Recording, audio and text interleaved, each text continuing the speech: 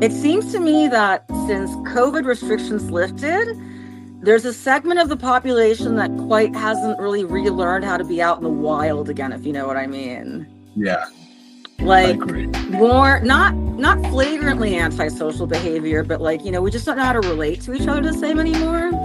And especially you being from me living in the UK, I mean, you can just go like to the post office or your friendly local offie, and there's always some sign, do not abuse our staff, verbally. And it's like, oh geez, like, is it that bad that like, pretty much every business, no matter what they do at dry cleaners or whatever, it's like, don't abuse our staff.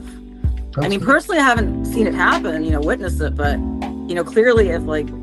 Welcome everyone to another wonderful day and another beautiful podcast with another wonderful lady. Actually, I'm quite curious with this one because I saw actually put out a video there and I thought, oh God, she's got plenty of energy, and what she was saying was got my curiosity. So you know what I'm like, listeners? I don't like to know too much. I just like to have that conversation. So I haven't really looked into her background, even though I could have, but she's very interesting, trust me. So Marina, welcome Marina. Mariana. See, it happens all the time, don't worry. It happens all the time. Okay, your full name, if you give us your full name, because I'm bad. Yes. Okay, so I am Mariana Martinez Vampiew. Vamplew is my married name, which is on my postgraduate certificate in psychological studies from the University of Glasgow. So that's part of why I've kept it, because it's part of my professional credentials. Martinez is my maiden name when I was a wee maiden, and earned my undergraduate degree, bachelor's in Latin American history from Johns Hopkins University. And then in my early 30s, I earned a dual master's in early childhood, general and special education from the Steinhardt School of Education at New York University. So so that's my name, and those are my credentials. But again, also lived experience counts a lot, which is part of why we connected. So yeah. Well, you see, listeners, she's done this before. It just rolled. No, I haven't actually. I haven't. Like, I just started creating content like a month and a half ago. And really? I used to host my own LGBT and sing in a cabaret show, but like talking to a camera is a little bit different, so I wasn't quite sure how I would actually do the whole video thing, but I've been enjoying it mostly because it's been resonating with people in a meaningful way. If you look at our Substack and the comments, I mean, it's positive and it's impactful. It's a good community. I've seen a huge amount of positive impact you've made massively. So, okay, let's break it down for people to understand exactly what you do to help people in a positive way in your life at the moment. So what are you doing specifically at the moment to help people?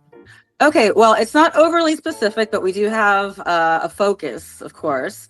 So I've partnered with Fahim at narcissismexposed.com, and he is a relationship coach. Now, I admittedly can be a bit wary of coaches at times because, you can do a 2-week online course and be a coach, or you can do extensive professional development and still be a coach.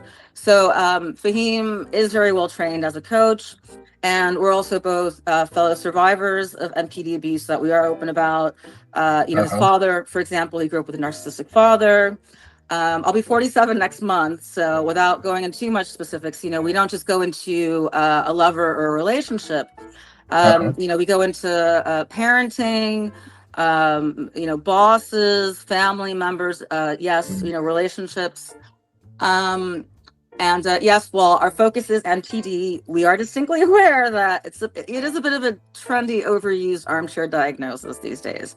So we do talk about, in general, also things like toxic people, relationships, and attachment disorders. For example, one video that I'm working on at the moment, long form for our YouTube at Narcissism Exposed, is it NPD, attachment disorder, or are they just an a-hole? I don't know if I can curse, but I do have a bit of a potty mouth once in a while. But, because sometimes, you'll see, I had this fantastic date and he just ghosted me. He's a narcissist. It's like, okay, well, let's slow down a bit, right? So, but fundamentally at the core of what we're doing is that diagnosis or not just individuals being healthy and secure in themselves and protecting themselves and healing from toxic relationships, but also trying to nurture healthier emotional dynamics within the workplace, within families, within, of course, relationships and, with children, etc. So the work does have a focus, but I wouldn't say it's exceedingly specific because, for example, one of the things that me and Fahim have both lamented about quite a bit is that even among the highest levels of the mental health profession, you can have a clinical psychology degree from St. Andrews, which, UK, big deal, right? But even still, a lot of cluster B disorders are very poorly understood.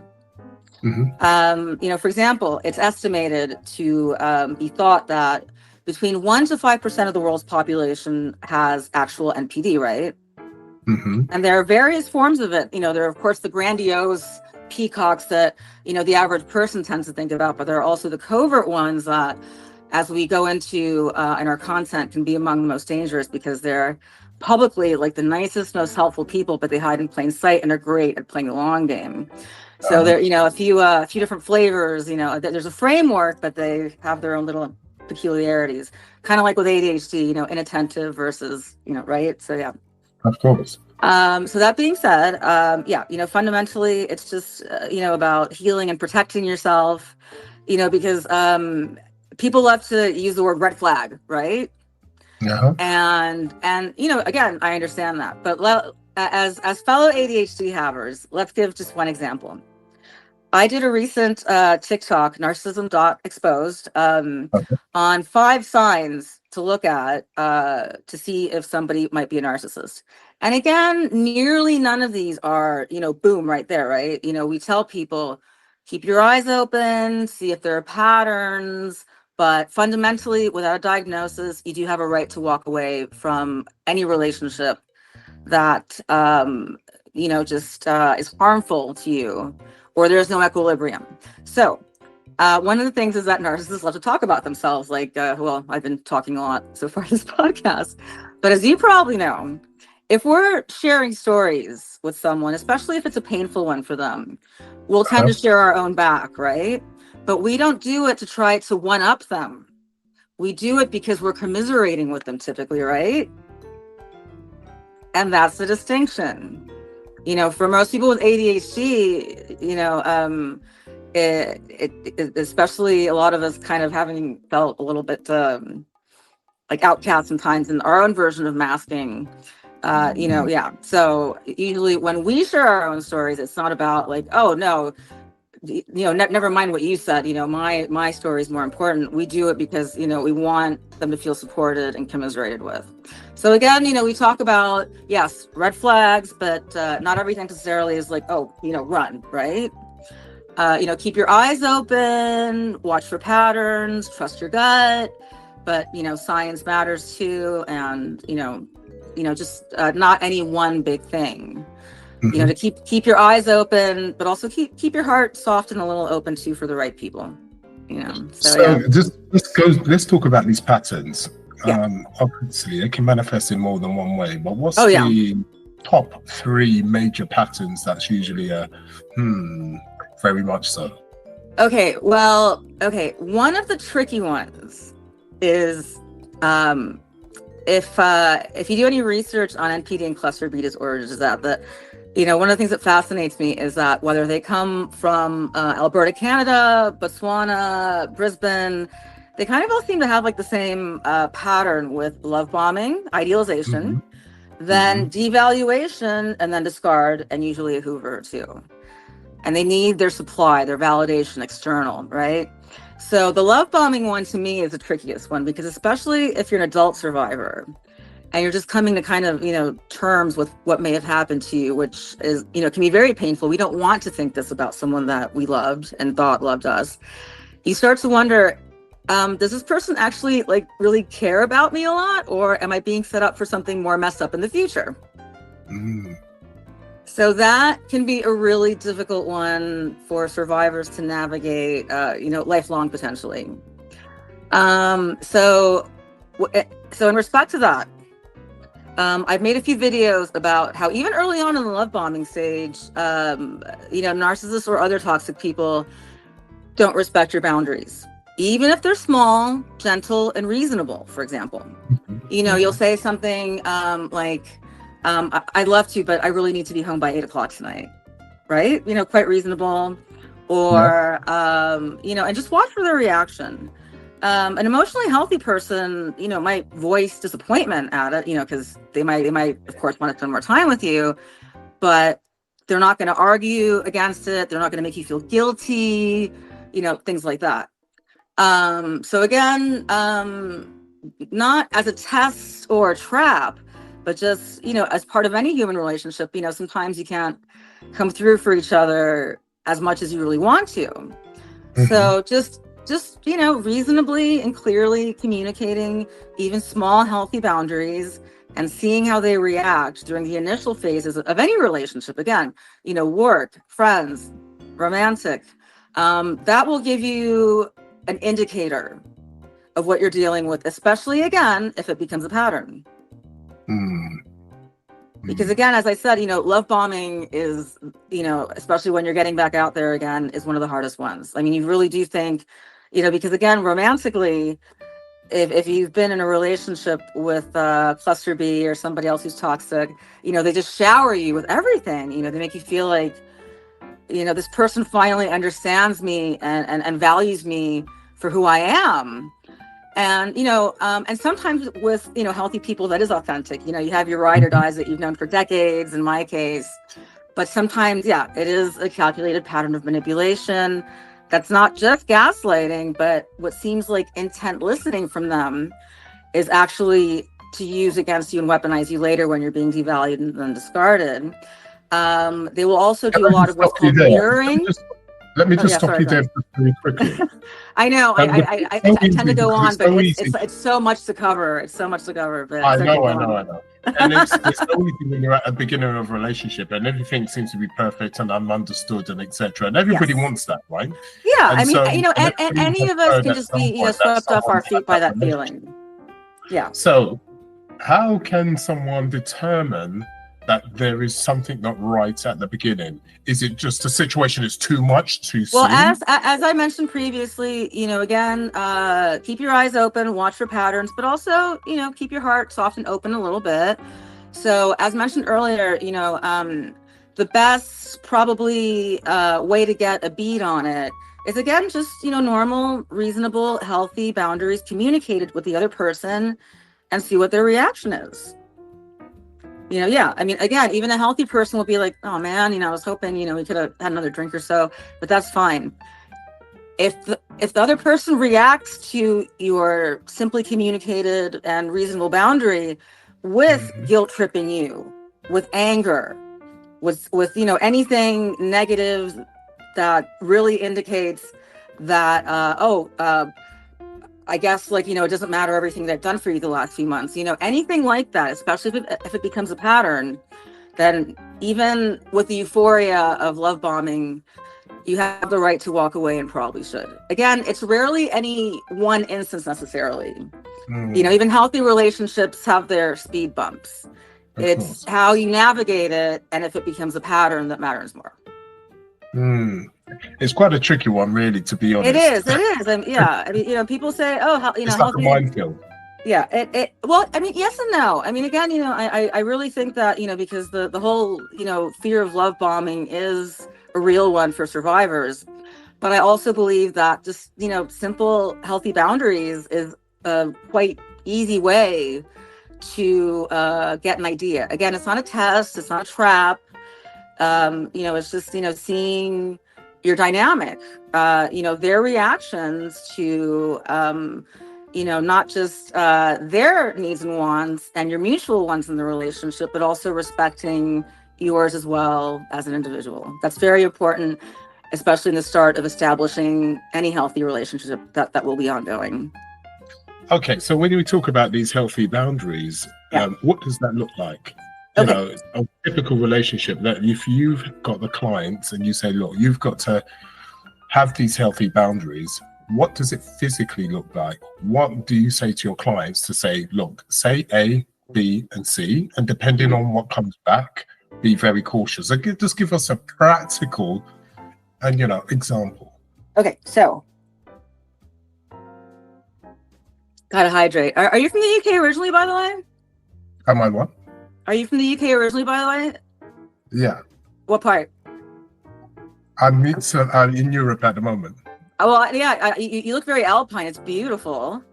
I'm American, but based in Edinburgh. But like, yeah. Anyway, a little bit of an addiction to this stuff. Can't get enough of it. So, yeah. So, okay. So as I mentioned earlier, just one example, and I do have a video on this on our channels also that people can view, and we will be expanding on the topic. One example is, let's say you're out with a friend, work colleagues, potential, a date, and yeah, they want you to stay out longer, but again, in all sincerity, I'm sorry, but like, I really need to head out by 8 o'clock tonight. Again, very simple, reasonable boundary, right? And again, they might express disappointment that they wanted to spend more time with you. But again, they're not going to respond by making you feel guilty, selfish, or that, you use them somehow. Another boundary, for example, is, I'm not really that comfortable discussing politics at the dinner table. But I mean, let's be real these days. Whew, that is a minefield. But, again, for example, navigating stressful family holidays, that can be a good one if you just can't get out of going to them, for example. So another one is maybe with a toxic boss, because we discussed, for example, gray rocking versus yellow rocking. And I highly recommend yellow rocking because if you do gray rocking at work, you might get, you're not a team player, but yellow rocking, you can still finesse your interactions with a toxic boss and coworkers without giving them fuel, but also being engaged as an employee. So yeah, so that's something that we offer. But another example, you have a boss that, let's say 2 months ago gave you a promotion, right? You're pumping your fists in the air in the car, you're still doing great work. And you get pulled in for this meeting that has a lot of word salad about targets that all of a sudden the goalposts are moved, and you're kind of left bewildered, knowing that, yeah, you are doing a pretty good job with the promotion you have. So with the boundary, you thank them for bringing this to your attention, and you tell them something like, this is really important to me. So give me a few days to give it some meaningful thought, and then I'll circle back to you on email, because that way it's a sincere answer that you value the feedback and want to do better, but then you also have it in email and writing in case things end up getting worse with the boss. So that, again, so so we work, Fahim and I, and me as the one who does the one-on-one counseling sessions. When we mean custom, because, for example, the gray rocking course is 4 sessions, $600 US, which is not a small amount of money. We offer payment plans, but we say custom, we mean custom. For example, the 4th session involves the first half hour of role playing based on what they told me about their situation, that I am the toxic person and they reply as they're supposed to, because you can't yellow rock family members the same way that you can your boss. So you can look up, a list online of 20 yellow rock phrases to use, but are they really going to apply to your particular circumstances effectively, right? So yeah, so those are a few examples of, again, just healthy, reasonable, well-expressed boundaries that can be, I don't want to say used or deployed, but that can be factored into a relationship early on. That again are protective but not overly complicated, for somebody to gauge what kind of person they're interacting with, and if this is a healthy relationship dynamic or may devolve into one that won't be. Interesting. And you've gone through this toxic relationship yourself. You had to go through that yourself, is that correct? Well, I mean, I'm not going to say too much at the moment, but I will say that, again, I'll be 47 next month.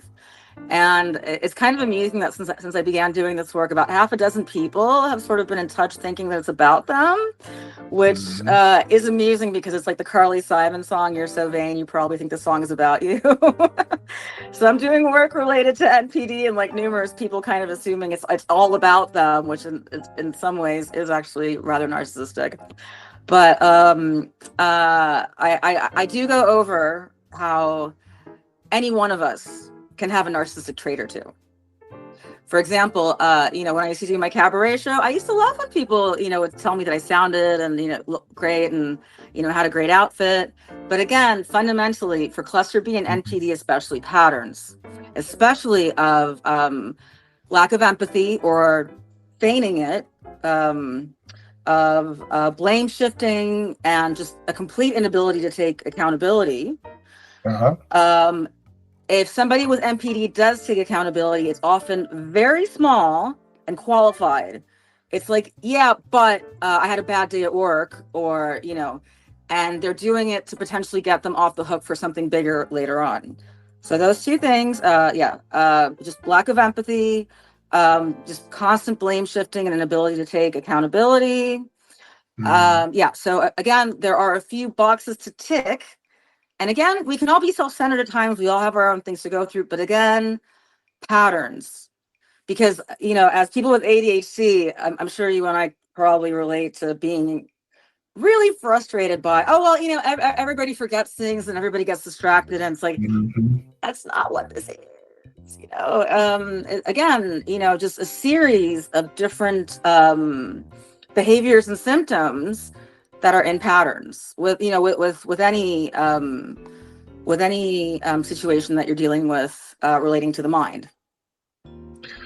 Yeah, that is the thing. And with your ADHD, how are you coping at the moment? When did you first find out you had ADHD yourself? So let's talk about that. I mean, let's talk about that a little bit. Shows ADHD, right? Yeah. So I've had a handful of romantic relationships that I'm, in hindsight, pretty sure that there was some cluster B elements going on. It was very toxic.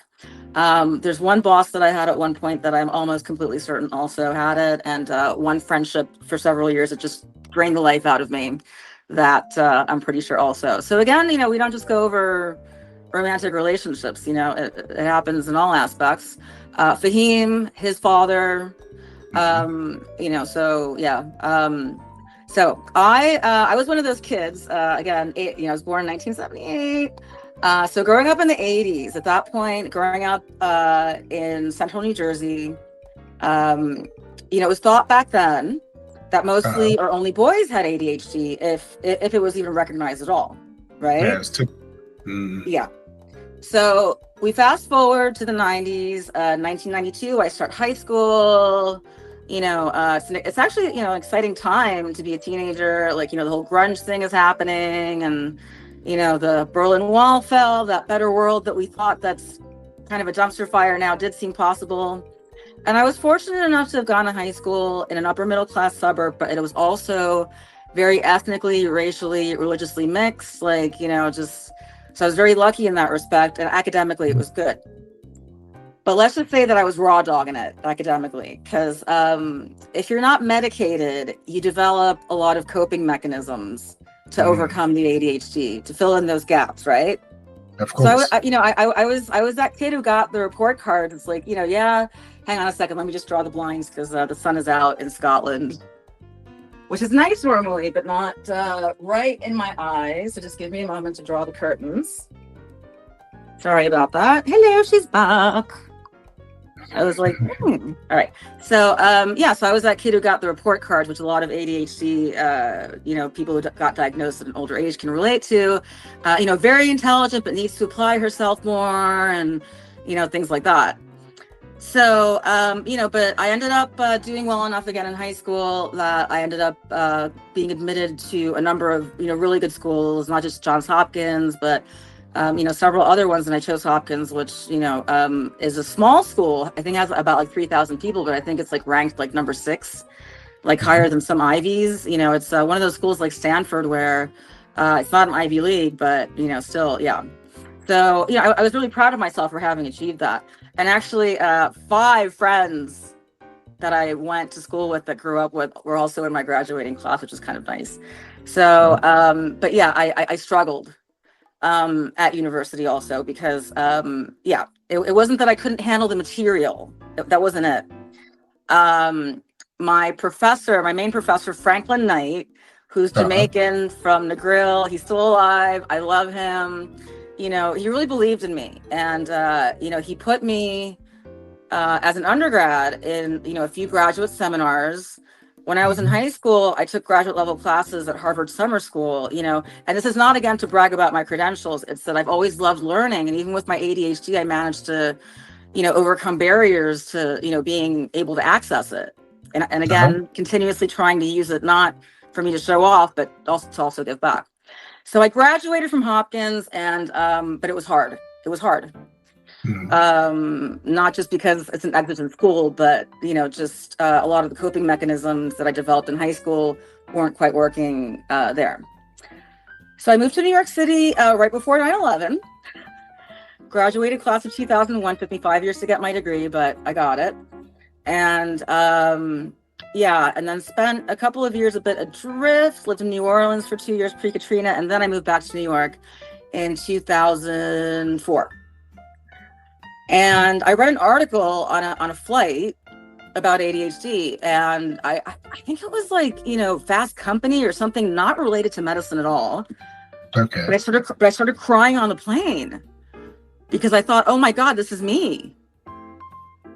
And I had a therapist in New York City at that point. Okay. And I was very fortunate that, you know, I had the assessment done. And yeah, he agreed, and I was medicated. And it changed my life. It changed my life. Wow. It changed my life. I mean, again, you know, things weren't perfect, of course, you know, but, you know, yeah, focus, although hyper-focus can also be, you know, a secret ADHD superpower at times, but, you know, my focus and executive function just, you know, just really got up to par. You know, I wasn't fumbling around as much with, you know, handwritten to-do lists and, you know, like all these, you know, like what was it, like the little pilot schedulers, like in the early 2000s, remember? Yeah, like, you know, all these like things, like, you know, it's like, come on, help me get it together. So yeah, so I started my own boutique, I guess, evening events firm. Like, for example, I lived in downtown New York City and just met a lot of people.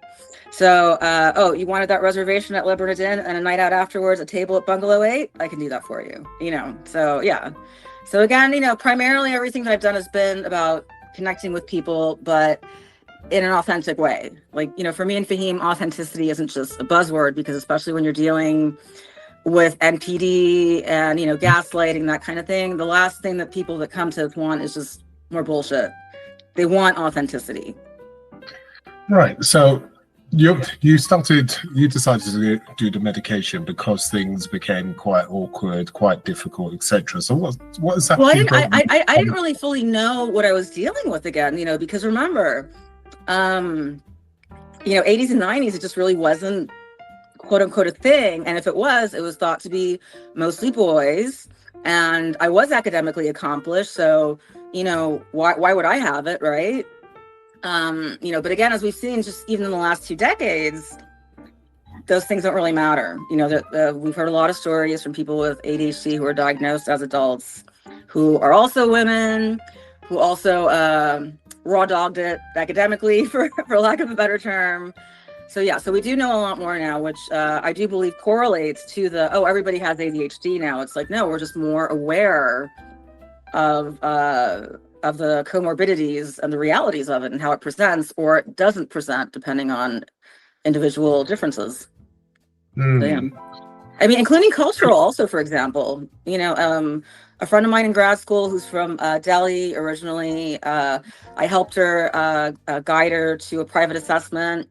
And, you know, her family isn't really on board with the whole ADHD thing, but she got treated and medicated a few years ago. You know, so again, you know, again, so many factors to consider, not just not just how you are doing, but what kind of environment are you in? What support system do you have? What do you have access to in terms of assessments, medication?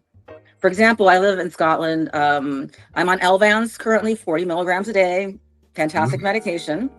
If I were in America, uninsured, it would be, I think, 400 US dollars a month to get it. And even with insurance, a not small copay, NHS Scotland, thank goodness, free. So I'm very lucky in that respect. And also that my diagnosis just transferred seamlessly when I moved to the UK 10 years ago, which I'm also grateful for. All right, let's talk about more in depth about ADHD in general. I've been had a discussion actually the last 24 hours because someone said, for you to have ADHD, something has got to be different within your brain and it's got to show in a scan. But the thing is, I said, okay, if the situation is that the majority of us have had this test and we have ADHD, but majority of us haven't had a brain scan. Yeah, exactly. I mean, it's one of those things where there's no brain blood test or something else. We've just got certain traits of ADHD. It doesn't prove that we have this because we've had it at birth, and that's why we've got ADHD. What's your thoughts on that? Oh God. Okay. Well, again, there are different types of ADHD. First of all, as we know, right? Now the brain scanning, I'm not as familiar with. Definitely with things like NPD, like for example, brain scans on both cluster B and abuse survivors that show altered parts of the brain, like the amygdala, for example, in survivors. I mean, like NPD abuse literally gives you a form of brain damage. I mean, it does. And for people with cluster B, when they're shown images of people in distress, parts of their brain that show empathy just don't really do anything. Now for ADHD, I'll be perfectly honest. In terms of the brain imaging, I'm not completely sure to what degree that applies. I did a lot of work with it, especially, based on my my master's in general and special ed, of course, not just as somebody who has them, working with a lot of kids with ADHD. But as of recently, admittedly, I have not seen much in regards to peer-reviewed studies or even general information on the brain imaging scans. That being said, for the majority of anything relating to the mind, there's no blood tests. Obviously, some issues are more flagrant than others. But for example, sometimes I've heard numerous instances, there are comorbidities, and I've heard numerous instances of people with ADHD initially when they were seeking help, being incorrectly diagnosed with borderline personality disorder or bipolar, until they found the right fit. And, just one horror story about a former patient that I had who was put on antipsychotics for ADHD that really did a number on them. So again, there are some, I guess, comorbidities,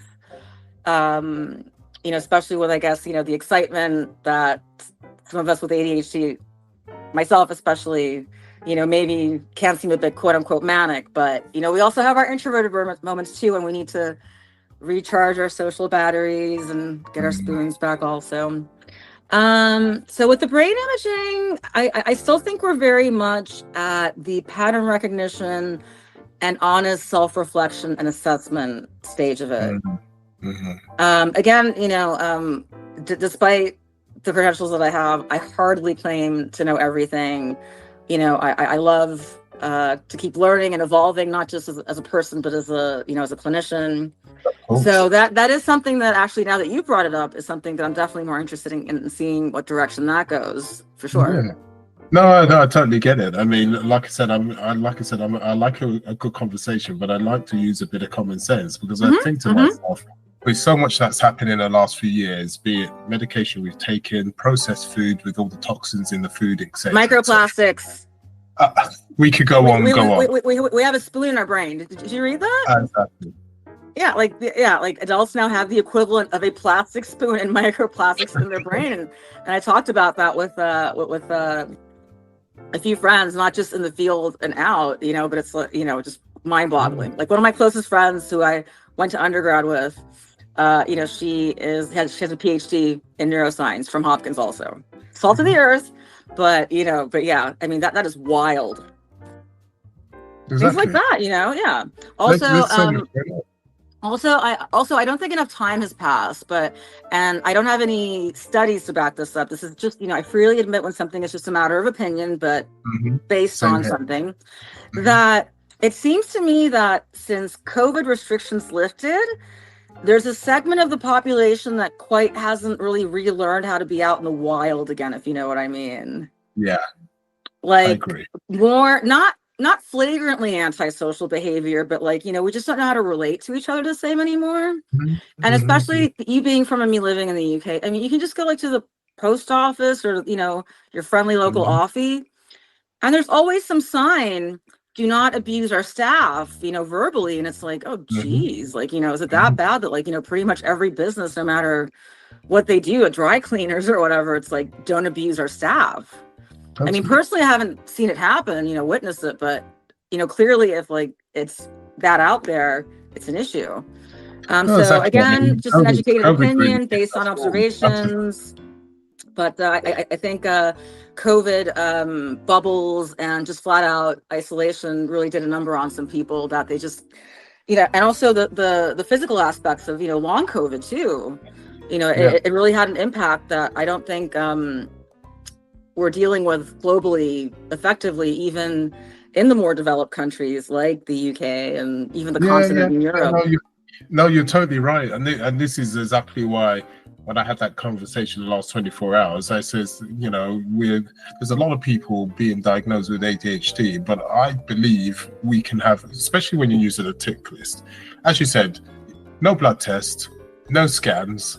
It just comes down to specific tick lists and also the experience of the practitioner with people. And so it comes down to, it could be any number of things that have been going from the last few years. So it may not be something that you had at birth. It could have been something that you had taken the last 10 years or whatever the case may be.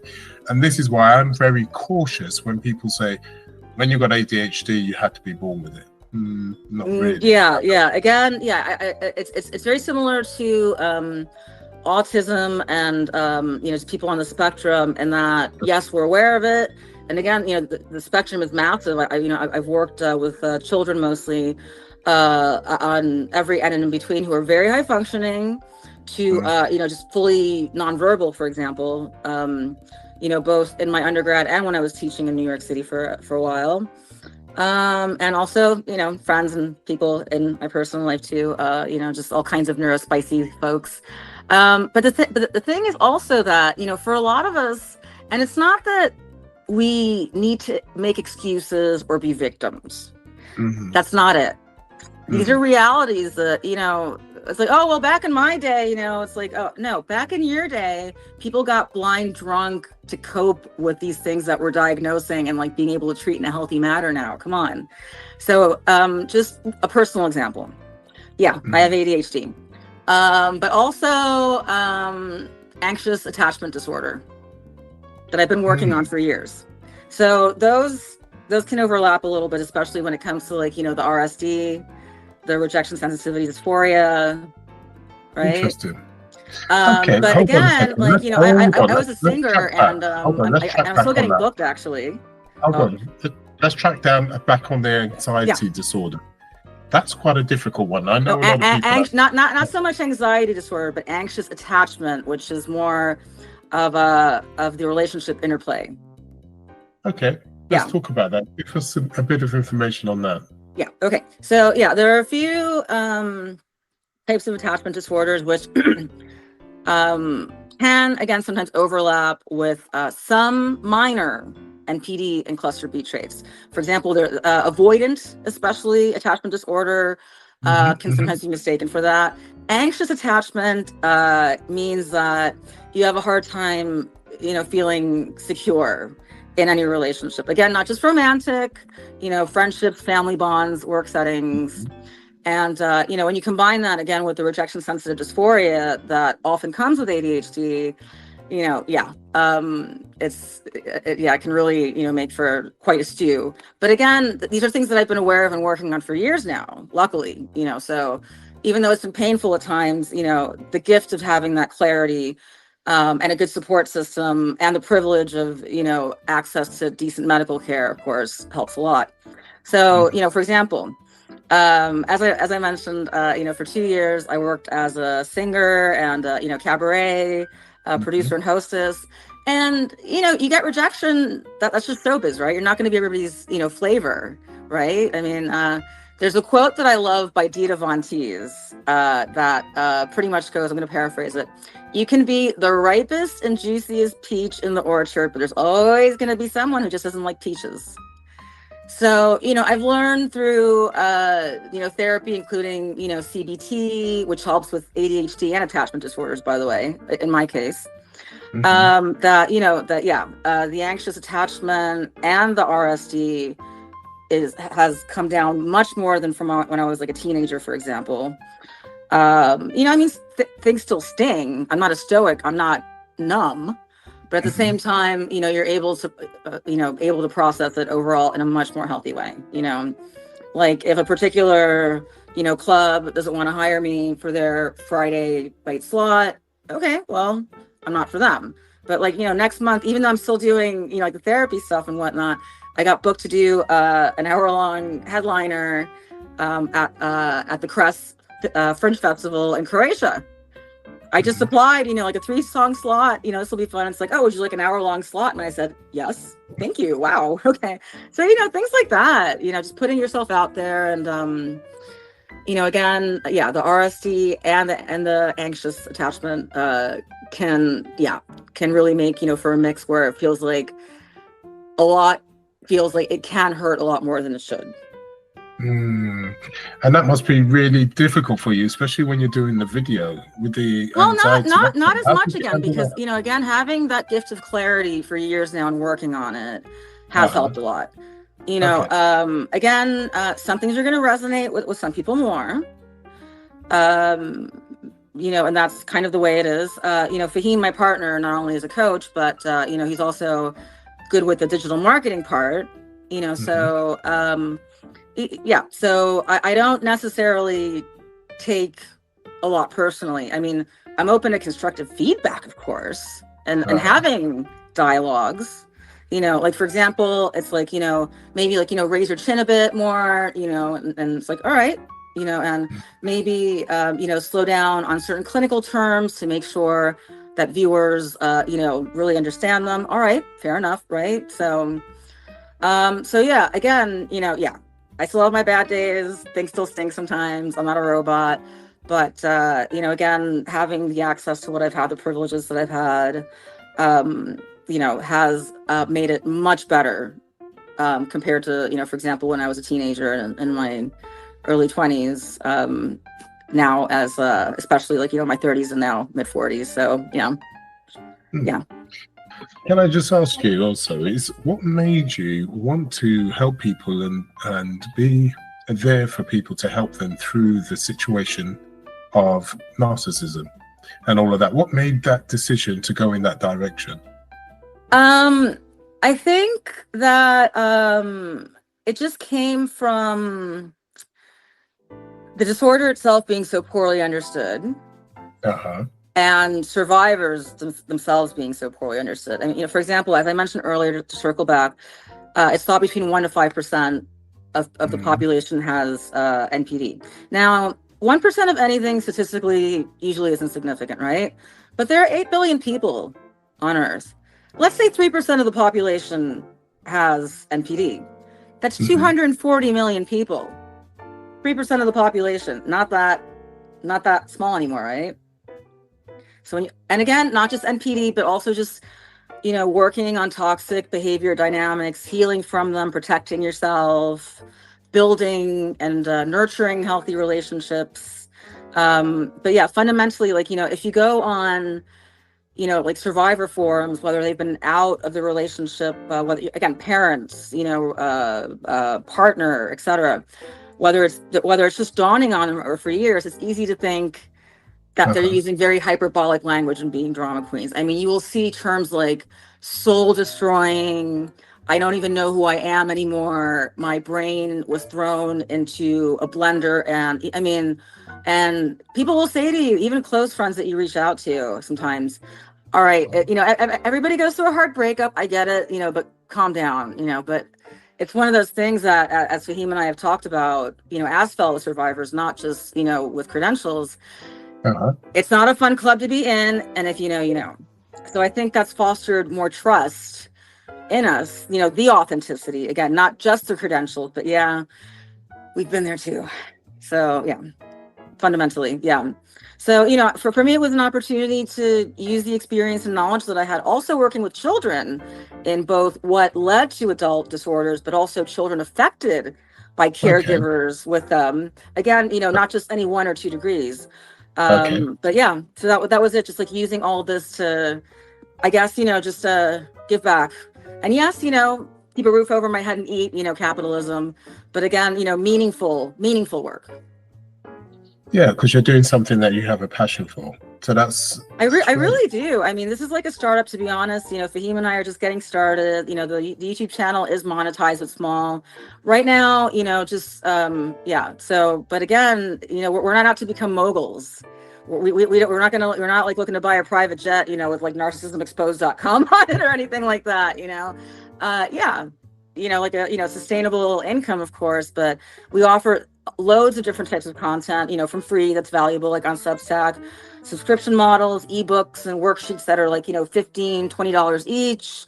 The one-on-one sessions, yes, are more expensive with me, but it is work, not just the hour time, but like the preparation.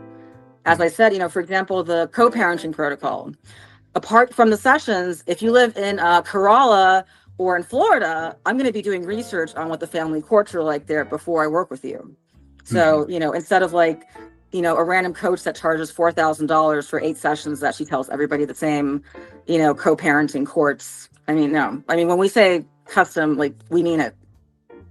And that's really good. Now, if there was one thing you can share with the listeners, that one thing, not 3, not 2, but that's one bit of knowledge. Yeah, well, we'll be here for 3 more hours if I share 3 more. I'm sorry. Yeah, exactly. What would you share with them to help them?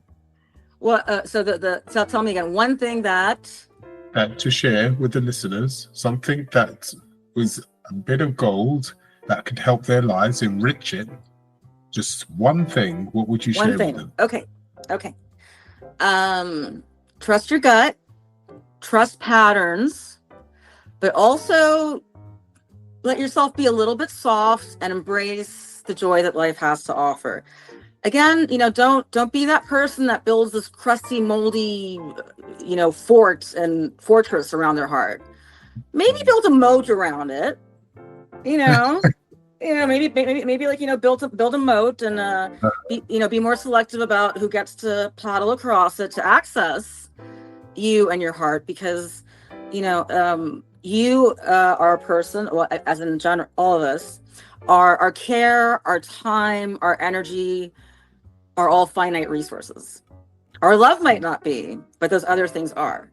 And we owe it to ourselves and the people that we love to, again, not shut ourselves off completely, but to also choose carefully who gets valuable access to us. Those are well said words for sure. How can they get hold of you? So if they need your help. Okay, well, again, you can share the link on Substack, and also services, etc., are available on narcissismexposed.com.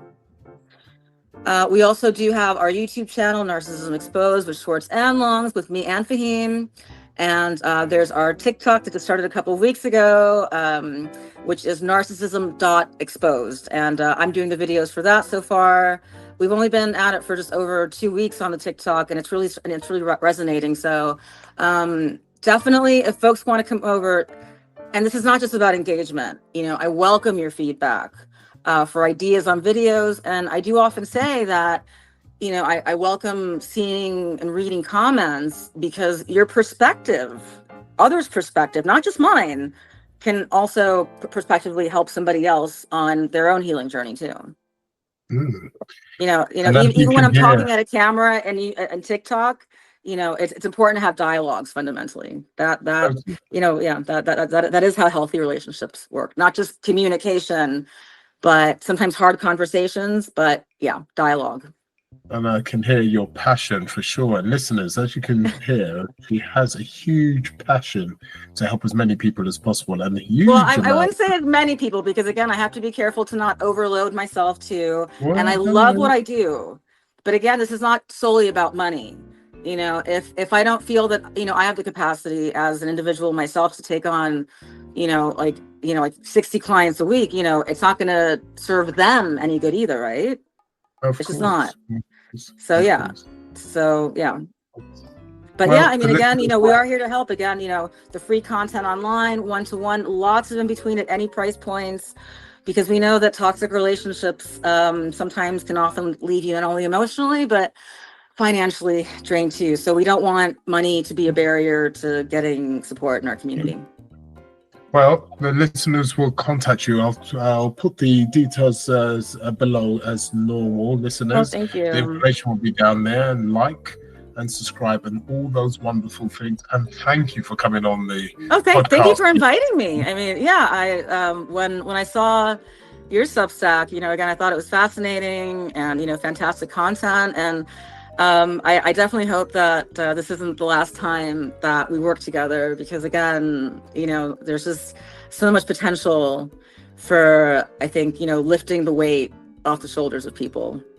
No, for sure. There's no two ways about that. So once again, thank you. And listeners, thank you for joining us today, and subscribe and all those wonderful things. And sayonara. Adios, Eli. We'll speak soon. Have a great afternoon. Bye.